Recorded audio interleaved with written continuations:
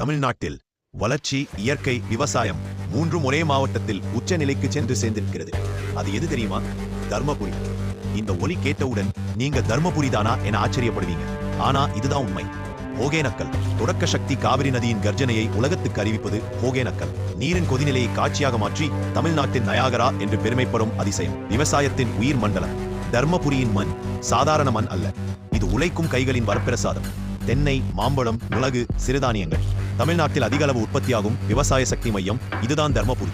பசுமையின் கோட்டை, மலைகள் சூழ், வனங்கள் காக்க 62க்கும் மேல் பசுமை போர்த்திய மாவட்டம். சேவூர் மலை, மெய்யூர் மலை தமிழ்நாட்டுக்கு வழங்கும் இயற்கையின் உயிர்த்தரம். தர்மபுரியின் உண்மையான ரத்தினம். இங்குள்ள மக்கள் மண்ணை நேசிக்கும் மனிதர்கள். உழைப்பில் தீ, விருந்தோம்பலில் உயிர், எளிமையில் அழகு.